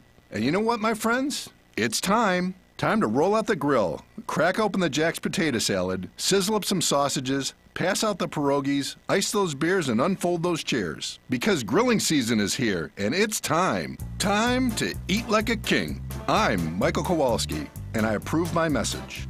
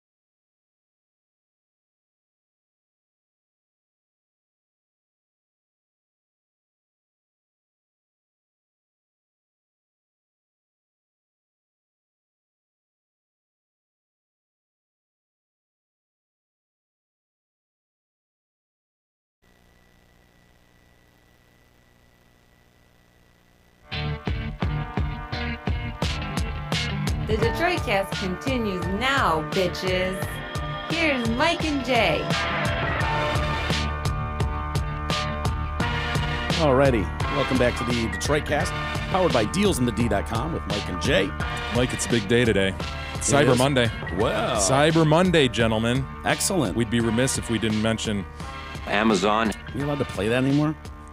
There has never been a company quite like Amazon. Oh, Chuck. since Chuck Rose is fired. You Oh, mean? Of course we Charles. can play that. There is very little Amazon doesn't have. Hey, please use our affiliate links, especially here on Cyber Monday. You'll see our Amazon and Groupon links above the fold at DetroitCast.com. Click on them. Shop away. It doesn't cost more. The key is, though, that you click through our links. With Christmas right around the corner, Amazon is the place to shop. Also, make sure you're shopping MyPillow.com MyPillow. for all your betting-related needs. Use TDC code for the very best discount. That's TDC. Quit flip-flopping like a guppy. She right. my guy Ty. Yeah, I love that pillow, too. I've answered a few questions. People are like, is it really that good? Do you really? I'm like, dude, I seriously like it. Gab likes hers. She has 2 of them, and she would not sleep with pillows just to humor me. No. She'd be like, no, dude, these are hurting my neck or something. Yeah. But she likes them. Jay holds his like a football every night, so it's really hard to get a gauge. My whoop goes under my arm like a that's football. The My Pillow goes above my head. Above the head. On top not of my head, yeah. on top- So yeah, I'm like laying a down crown. flat on my head. Yeah. It feels good. Yeah, it's Either doing way, the job. I use it, and I love it. So take mine and Gab's word for it, not Jay's. Did you watch any of the Michigan Ohio State game over the weekend? No, as mentioned, I heard your boys Brandstatter and Deerdorf though on the radio. I was doing My boys? I was doing a lot of yard work over the weekend. It was- Yeah. oh, what a beautiful weekend! It's a great weekend. Got a lot done out there, and during that, I was listening to much of that game. Yeah. And it quickly soured the tone of that broadcast. I bet you could Into tell that just by third listening. quarter. Oh, yeah. Do you think it's possible that Michigan went out of their way to hurt JT Barrett pregame? Oh, yeah, the cameraman, right? Yeah, Urban Meyer's saying that a cameraman bumped into him, thus twisting his knee Yeah. and aggravating something that he had already injured. Was that the deal? Yeah, because I had heard that his knee keeps like locking up on him. That's happened numerous times. He's had to leave practice or a game for a little bit, whatever, while they like pop it back into place. And so you saw that happen in the game. Was it third quarter, I guess? And it was a non-contact thing, one of those where you're running and all of a sudden your leg just gives out, and down he goes. And he brought the backup in, and it was very Cardale Jones. What was his name? I think that's right. Cardale Jones? Yeah, who came in and just fucking destroyed from then on. That's what this kid did. He came in and it was like, they're even better without JT Barrett. But yeah, so after the game, all of a sudden, Urban Meyer is like, oh yeah, it could be some funny business here. You know, I want Michigan. a full investigation. I'm going to get to the bottom of this. Who did this on purpose? You know, anytime you've got one of those Michigan State, Ohio State, Michigan games, you're just going to have a shitload of people on the field. It's just the way it is. Way more media comes out. Former players, just shit like that. With their families, there's usually going to be a presentation, and you know they're going to bring back the cheerleading squad from 1901, see if they can still backflip their way across the field. You know, there's all kinds of shit going on, and so, yeah, the idea that one of them, you know, a Michigan cameraman like went over there and like clipped his knee or something. It's just asinine. Like a Nancy Kerrigan situation. Yeah. I just don't buy. I mean, that is so. I feel so bad. It's my fault. Like, what were you gonna do? Like, keep him in the locker room? Like blown glass? Can't take the field? Are you losing faith, Jay, in Jim Harbaugh? I mean, I've always been perplexed by the dude. I don't know. He seems like seems like a jerk to me. Just always has. Yeah. Yeah. A lot of people will say that. And I know you've tracked him for many years, given that he was the San Francisco 49ers head coach, and so you've watched a lot of press conferences, all that. I mean, I don't know. Just seems like an egotistical asshole to me. He's very, very Jekyll and Hyde. Like you have coaches like Belichick, and he wins the Super Bowl, and he's fucking like he seems pissed. Like, it doesn't matter if they lost a huge game that they got robbed on or they won the Super Bowl. He's basically the same dude. He's wearing a cutoff hoodie, and that's that. That's that. Yeah, sleeves are cut off. Oh, that's So a bad weird. look. But Harbaugh is like the most animated, hey, jovial, sweet guy when they win, and then they lose, and he's almost a baby. Well, they do this thing on 97.1, The Ticket. I referenced this a couple weeks ago. They have him on Wednesday mornings or Thursday morning, whatever it is. And, we're going to talk to Coach Harbaugh, about the game prior and the upcoming game this weekend. And when they lose, he tends not to show, man. He sends a coordinator. Like, dude, that is so lame, man. That is Bush It'll be League. interesting to see what he does this week. Yeah, well, it's I was asking my brother over the weekend. I'm like, because I'm hearing from people like, have they lost faith in Harbaugh? Is Harbaugh doing a bad job? Is it time for him to go? And I think you're of the belief, like, yeah, get over yourselves, man. You're not that special. No, yeah, man. I mean, we're in a college football landscape where, sorry, I'm not just saying this as a Michigan State fan, but Michigan's just not exceptional anymore. Okay, I know they were back in the 70s or whatever, or back in the 40s and 50s when they were beating up on teams, but yeah.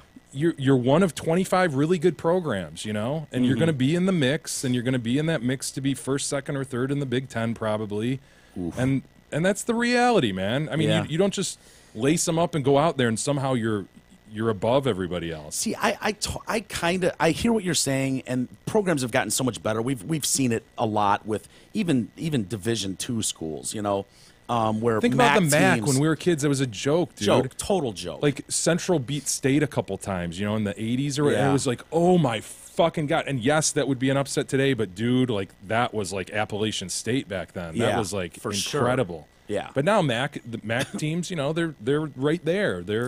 There's not a huge difference between the athletes that are at MAC schools and Big Ten schools. And so, but I do think I don't have a problem with a handful of teams expecting to be in the mix for a title every year. But why Michigan? I don't have the stats in front of me. Valente runs them down every day. If you ever listen to his show, dude. No, I mean, haven't, it's fucking incredible. Like, you've not beat a ranked opponent on the road since like 2003 or some shit. Yeah. They basically win the games they're supposed to win, and then when they're facing an underdog situation, they lose. Yeah. And/or they lose to their rivals. What are they, 1-6 since Harbaugh started against their rivals? Ohio State and Michigan State? Yeah, I think so. That's incredible. But, when we were growing up, Michigan was the team in the state, right? Michigan was the team that was going to, for the most part, I mean, we always joked about, but then they go to the State's going Rose to find a Bowl. way to blow it in the end. But then they go to the Rose Bowl and lose, So Yeah. I don't know. I'm not going to sit here and bag on it. Great football program historically. Yeah. Michigan. But this is Michigan. I think you're past the point where you just go, this is Michigan. And that's like somehow supposed to win you a game or something. There's a lot of good fucking programs out there. Yeah. One of them right down the street. I would think it's expected, though, that the Southern Cals and the Notre Dame's been down for years. I mean, they're having a decent year now, but those types of programs, Michigan, Cal, or not Cal, but you just said Southern Notre Dame's Cal, been down for Notre years, Dame. and they rise up. And why? I mean, dude, the because landscape they're is iconic so programs. Ohio State. I understand that Florida. historically they did things, Yes. but look at it now, dude. It changes. Alabama just got beat, but dude, they were on top of the world for 8 years, 10 years, or whatever it was. I mean, it'll ebb and flow. So you see Clemson rising up, Auburn. Sure. There's just a lot of good programs. Tennessee occasionally, Texas. Like, I get it why fans of those schools or people that went to those schools would have historically much higher expectations for what they consider a successful season than Illinois is going to have or Iowa. Sure. You know what I mean? Like, that's my point. Is like, because I don't think Michigan, just because they're Michigan, This is Michigan. like they're going to walk on the field and walk into a national championship. Get out of here! No way. I think a lot of people expect, oh my God, Harbaugh's here. We're going to be 10-1, 10-2, whatever. Maybe. But I mean, you're seeing that now, right? Yeah. What are they, 8-4, and that's totally fucking unacceptable? Like, oh my God, Yeah, I don't know. I think people thought year 3 historically is the year that the Harbaugh magic begins. Is that right? and yeah, like But is it possible? Is it possible, Yes. Jay? Yes. That he gets He's to a snake Stanford? oil. That Stanford Selling snake oil. Stanford's a 2-win team, and they stumble into Andrew Luck. Andrew Luck, who I know he's hurt now, but dude, Andrew Luck is not a quarterback anyone wants to play on Sundays, and he wasn't in college either. Yeah. Is it possible? I don't think it is. It's not personally. possible the guy's a total charlatan. Like, he's a good coach, obviously. He knows Yeah. what he's doing. But it is very possible he's overrated. Very possible. Yeah. And for a guy who comes in with the reputation of being a quarterback whisperer, where's your fucking quarterback, man? Yeah. I mean, I feel like a lot of people are giving him a break. Like, well, they just didn't have a quarterback this year. Yeah. Well, dude, you're in the 3rd year. You got this stable of quarterbacks. Why don't you have one of them ready? But don't they have the guys- one that was ready got a concussion. Well, he wasn't ready enough to play for you in the first 7 weeks or something. Yeah, Brandon So why Peters. was that? And don't they have another kid coming up behind him, McCaffrey Yeah, or whatever, I think so. that they're putting all their stock in? But I think they looked at year 2 and said, the kid that plays for the Lions now, Rudock? Jake Rudock, and it's like, wow, this was supposed to be a down year, and that defense carried that team, and it's a shame. Carried him this year too. Oh, dude, it's a better defense than it was this year than it was last year, and it's a shame I hate that when you see a really potent offense and then a defense that just blows, and it's Yeah. like, fuck, because this could have been a historical type of defense they're playing right now. I mean, not historical like that, but if you don't have an offense that can move the fucking ball. Yeah, Or it's throw the wasted. ball, it's wasted. They're on the field too much. They get burned, and it catches you late in the 3rd, early 4th, and it happens time and time again. I don't know. I think Michigan fans, I think they'll hang in there with Harbaugh for a while. I think they still believe in him. Dude, what are you going to do? You're not going to fire the guy, you know? I just No. it's incredible that they're paying the guy $9 million, and this is what you get back. Is it true that I heard that they were talking about offering him a lifetime? Was that a joke? I think Brady Quinn, former Notre Dame quarterback, said Yeah. that on a podcast or something, and that got around. And okay. I think Harbaugh quickly shut that down as, quote, fake news. Which is laughable, as if you would give anybody a lifetime contract. Especially given what's going on. Right. Yeah. Right. Anyway, why don't we get to email, Jay? Sure. Before we do that, the Hamlin Pub supports the Detroit Cast, so let's make it a point to support them with locations in Rochester Hills, Clarkston, Chesterfield, and 2 in Shelby Township. You know there's one near you. Hamlin Pubs have great food, ice-cold drinks, tons of craft beers, TVs, games, and great entertainment. Come on by or book your reservation today at hamlinpubs.com. And, of course, join us November 30th out at the 22 Mile and Hayes It's Thursday. location. It is. Can't wait, man. That'll be fun. Starting about 7 o'clock. The posters are badass. You're going to want them. They're frameable for sure. Hell yeah. Now, over the holiday weekend, what didn't slow down is commentary on the steel horse issue. We had a lot of that last week, and it continued through the weekend. And people On steel horse I ride. I'm wanted, dead or alive. Dude, people are adamant, Yeah. one way or the other. Yeah. You've got Dennis concerning Steel Horse. It kills me to say this, but I have to agree with Mike that the Steel Horse is the tour bus. I heard the song again, paid more attention to the lyrics. Obviously, walking the streets with a loaded 6-string refers to a guitar. As for being wanted, dead, or alive, I believe that refers to the band having to play the next show, no matter how tired and weary they are from the road. He's looking into those deep lyrics. Yeah, very deep. And then Sarah writes in, I always check out Genius Lyrics to find the meaning of lyrics. I listen to a lot of hip-hop, but being a white female lawyer from the suburbs, I don't always understand what they're talking about. Of course, I would never admit that's what I do. As to Bon Jovi, all explanations say motorcycle. One says, quote, tour bus butt, end quote, and goes to motorcycle. She's on Team Motorcycle. Another guy on Team Motorcycle is Rob.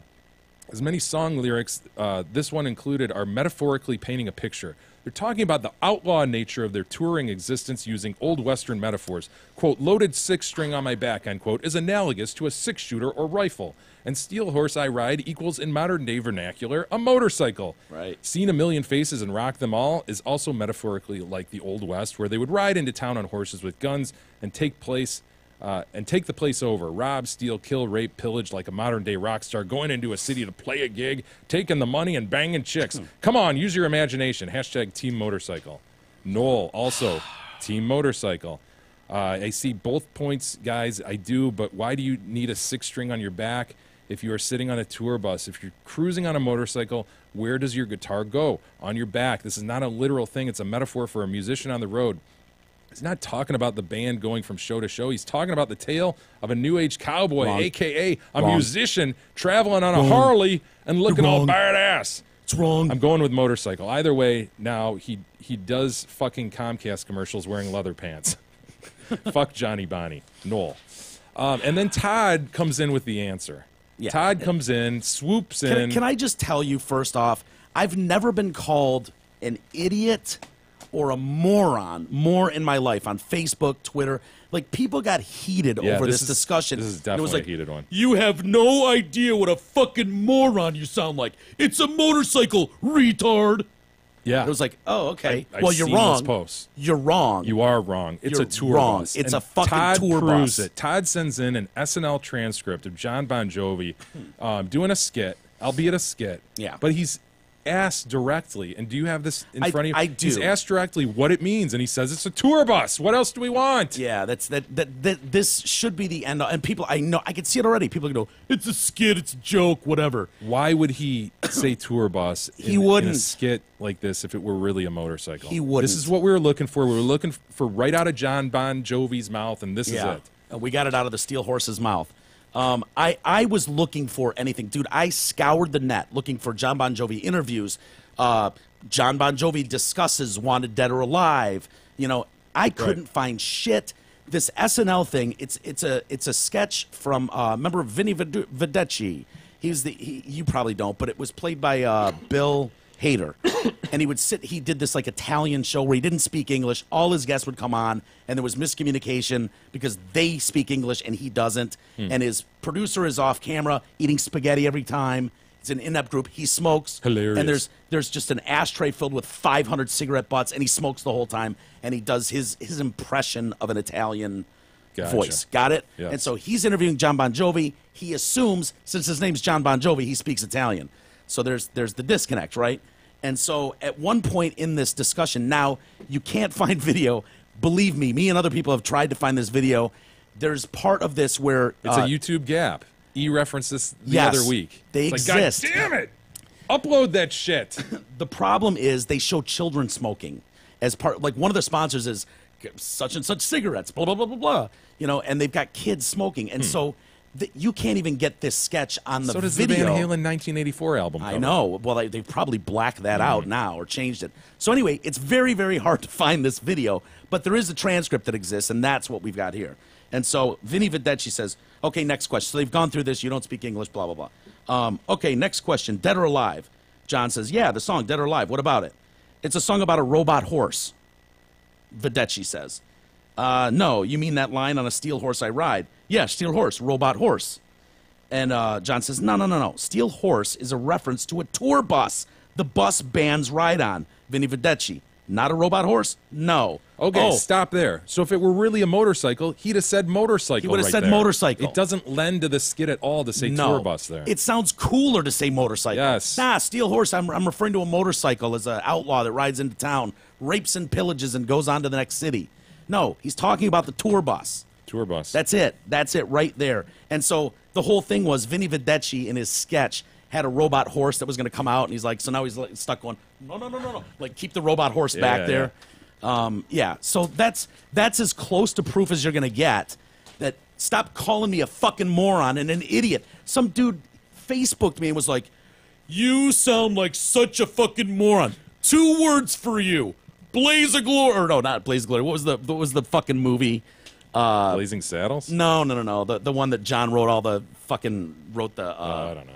Yeah, whatever. It was the movie the Western movie, and he's like references the movie, and he's like, He did Dead or Alive for that movie. It's a Western about outlaws and about blah, blah, blah. It's clearly about a motorcycle. and it's like, no, fuckface. man. That was not on the soundtrack to that movie. Sorry. And you just called me an idiot and a moron to my face. And you remembered that, like right off the bat. When this first Yeah. came up, you were like, dude, it's tour bus. I'd heard interviews. I remember thinking that, like, oh, that's cool. I get it. Yeah, Steel Horse I Ride. Sure. Anyway. Revisiting E's Dancing real Find quick. out what that movie was, E. It's going to drive me nuts now. I put John Bon Jovi Young Guns. Western movie. Young Guns. Oh, okay. I got 2 words for you. Young Guns. Yeah, Emilio Estevez, etc. Yes.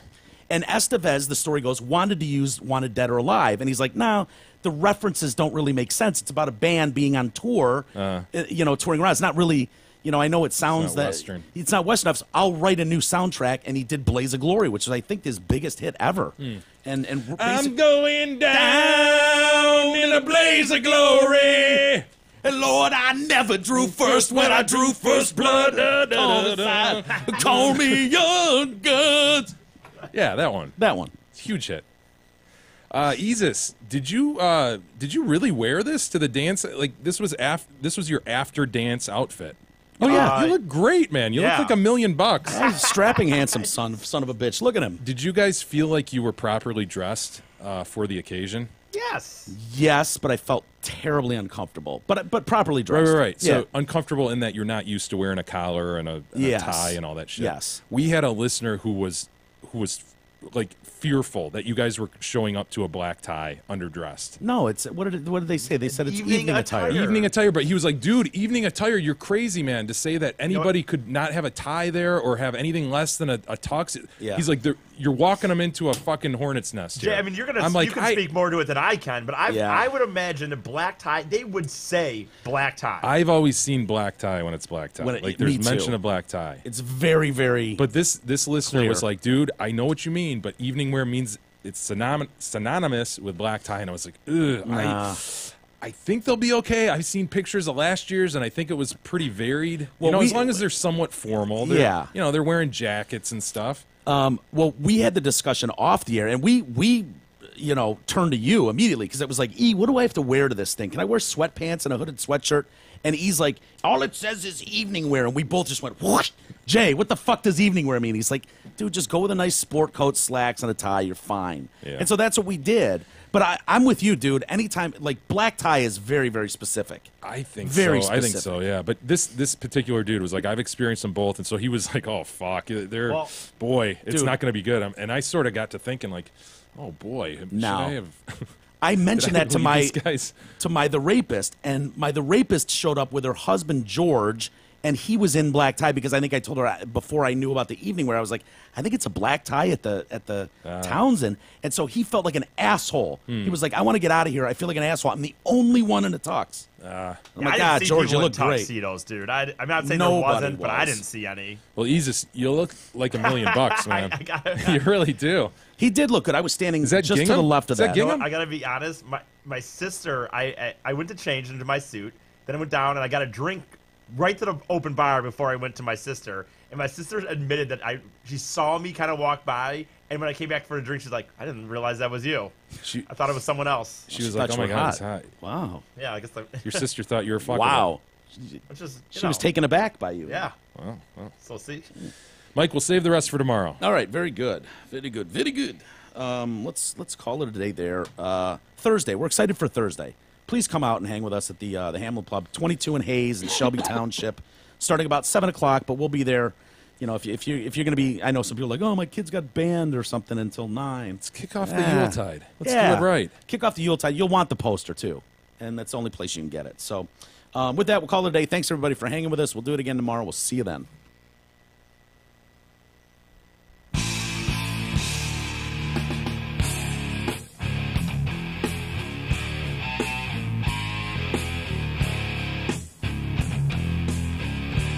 You've been listening to the Detroit Cast with your hosts, Mike and Jay.